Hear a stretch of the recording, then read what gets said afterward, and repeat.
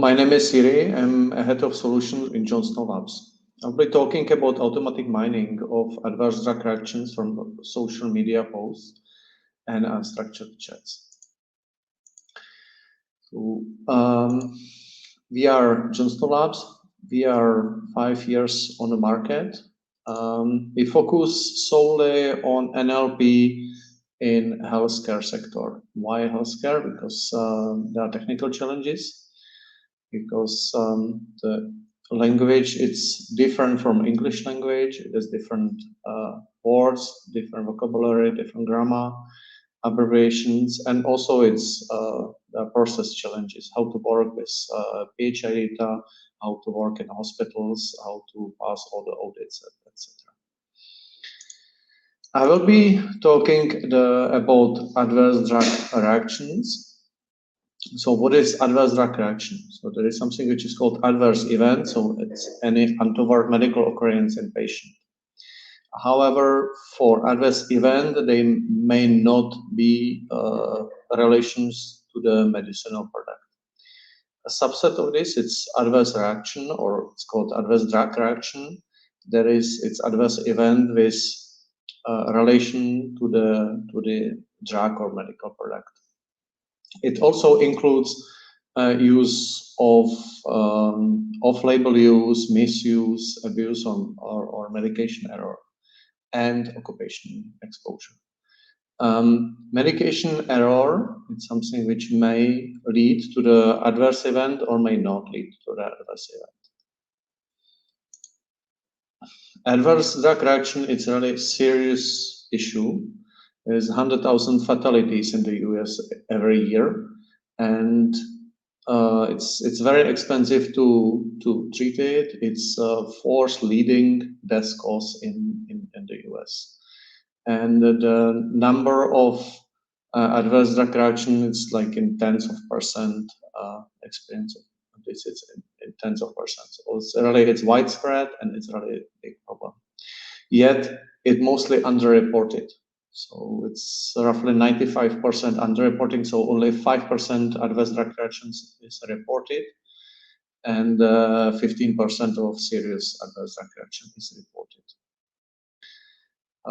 There is a branch of science which is called Pharmacovigilance. Pharmacovigilance deals with adverse drug reactions and effects of the drugs. It is important to investigate adverse drug reactions in post-marketing phase, which means during the phase where the drug is already on the market. Because not all adverse drug reactions are found during the drug trial, mainly because the sample for the clinical trial it's too small. So the adverse drug reactions which are not very frequent are not found, or it's too short. So maybe the adverse drug reactions which are demonstrated after a longer time, they cannot be found within the clinical trial, and not all drug combination are tested, and off-label use is not tested. The pharma companies are required to report adverse drug reaction. They need to have data collection system, and they are required to screen literature, and they are also required to screen internet and digital media. However, only the digital media which are under their management. And they are required to investigate the digital media if they become aware of the potential report in case of the digital media, it doesn't belong to the company. There is a lot of research and a lot of discussion if to use the digital media or social media for adverse drug reaction mining. And so it's not, for the moment, widespread practice. We consider adverse drug reaction mining from multi-channel unstructured data. So there is always each pharma company has like many channels where they get information from the customers, from the patients, from the pharma representatives. So from notes, for transcripts, and from the literature. Right. So basically, it is three-step process. First is collection of the data from this multi-channel unstructured data, etc., from the literature, from the social media posts, and etc. The second step is filtering. It also includes the detection of the language. It needs to deal with synonyms between drugs. It needs to deal with spelling, misspelling of the drugs and of the active ingredients. And then it's classification and extraction of the of the adverse drug reaction. And I will be speaking only about this classification and extraction about the third step. This is example. So first, this is example of I experience fatigue, muscle cramps, anxiety, aggression, and sadness after taking Lipitor, but no more adverse after passing Zocor. So the first is classification. It has adverse drug reaction description in the sentence. Second, it's name entity recognition of drugs. So this is Lipitor, Zocor, and adverse events, which is fatigue, muscle cramps, etc. So this is the second step. And the third step, it's a relation extraction, basically classification of the relationship between the drug and adverse event.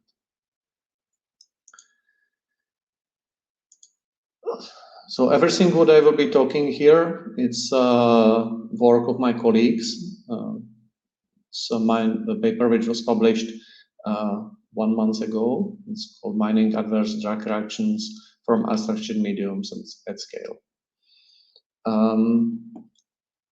There are few novel things in the paper, like it's establishing of a state-of-the-art for the classification, establishing state-of-the-art for name entity recognition, and also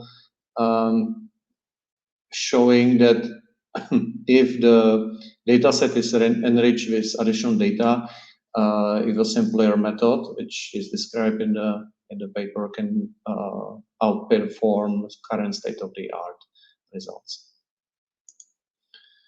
Here is the pipeline, overall pipeline for classification and entity recognition and for the relation extraction. So for the classification, start with text document, then you do the embeddings. There are several variants described in the paper. I will describe here that you do BERT embedding, and then you do the sentence embedding from the BERT embedding just by averaging. And then there is fully connected neural network for the document classification. The second task is name entity recognition. So start again from the text, then you do the tokenization, then you do again the word embedding. In this case, we can use faster graph embedding, or we can use contextual embedding as BERT. And then there is a BLSTM method for name entity recognition. And the third pipeline, there are two options. Here is shown on the graph. It's first you can put the contextual embedding or features. You can assemble features from the previous steps and pass it to the fully connected neural network, or you can do it with BERT embeddings. Now I will show the results. So for the binary classifier, for the classification of the document, we established new state-of-the-art. F1 score, it's 86%, while the previous F1 score was 81. And this is with BERT embeddings. For ADE dataset, the method performs more or less on par. It's like 86%. It's a one score for BERT embeddings, while before it was 87. Why KDEC? It's more complex benchmark. So the BERT embeddings perform better, and this is why we were able to outperform the previous state-of-the-art. For name entity recognition, we outperform in all cases, ADE dataset, CADEC, SM, M4H, and in some cases by large margin. Right? That's like 67 state-of-the-art previous, now it's 76, from 72 to 77, let's say, and in ADE it performs more or less on par, a bit better than previous state-of-the-art.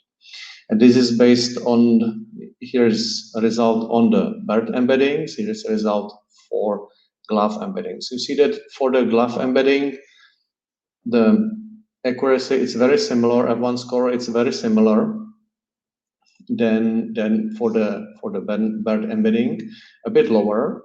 But if you compare the speed up for the inference, you get like 12 to 15 times faster performance of inference with glove embedding than it was with BERT embedding. So conclusion, and it is similar to paper what we published last year. It's if you use the glove embeddings, you can get almost state-of-the-art accuracy with much faster inference time. And finally, relationship extraction. This is basically a binary classification model. Here are two versions. One is based on the BERT, and one is based on the feature vector and then classification by fully connected neural network. We outperform state-of-the-art for enriched data set, and so if you do the standard data set, you get like it performs more or less on par. So the F1 score is 80%, while the previous state-of-the-art it was 83%. While if you enrich the data set with additional data, you get much better results. All right, implementation and deployment. So we develop Spark NLP. Spark NLP is developed for accuracy. We are holding now, I think, 8 records, 8 top positions in the paper risk code benchmark, and another, I think, 8 or 9 are in a pipeline. So in short time, we should be holding more records in the paper risk code. Then there is, for speed, we partner with NVIDIA, with Intel, for single program in Scala, and with scalability, which is based on the underlying Apache Spark technology. In Spark NLP, there is basically everything what you need if you're building modern NLP solution. There are various algorithms, various transformers, we support many languages. If you go to Spark NLP for healthcare, which is commercial extension of Spark NLP, it's we replicated most of the algorithm. We changed some algorithm because of the specificity or uniqueness of healthcare sector language, and we added special models for treatment of the healthcare language.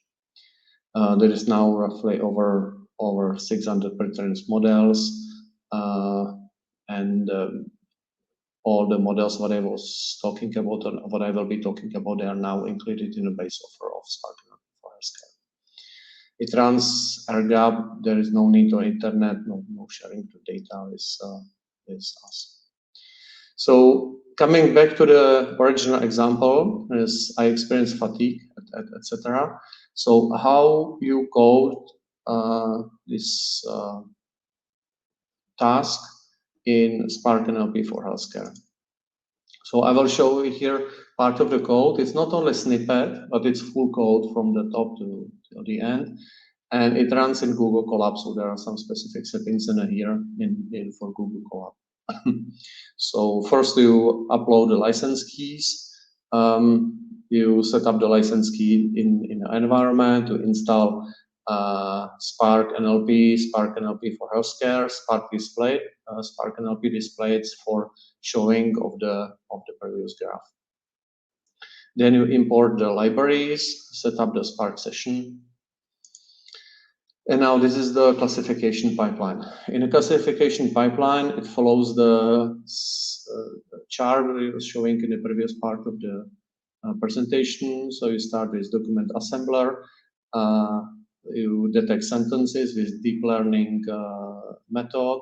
Then you do the recognition, calculate the BERT embeddings, and then you calculate sentence embeddings. As I mentioned before, the sentence embeddings are in this case calculated as average, but there is like few ways how to do it.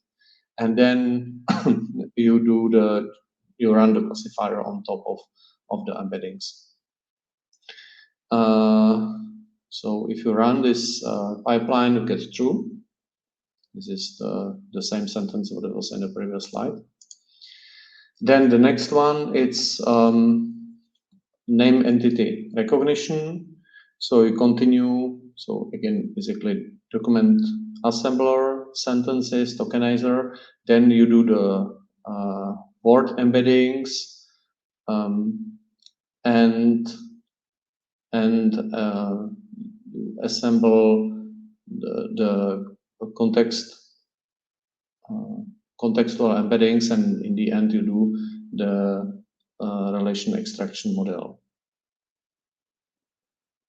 And if you run the pipeline, so this pipeline, it includes both, the previous pipeline includes both relation extraction and also the name entity recognition. And if you run the model, and this is just to show the table, it basically shows you for each adverse event or each relation, it's always entity, which is this adverse drug event. There is drug, and drug in here is Lipitor. For Lipitor, the relation is 1 because there is adverse drug reaction. For Zocor, the relation is shown here as a 0, which means that there is no adverse drug reaction. If you go to the next slide, it's just showing the visualization. So we code everything which was in the previous slide. So first was classification, that yes, there is this sentence contains adverse drug reaction, and then extraction of the adverse events, extraction of drugs, and classification of each relations between drug and adverse drug event, if there is the adverse drug reaction or not.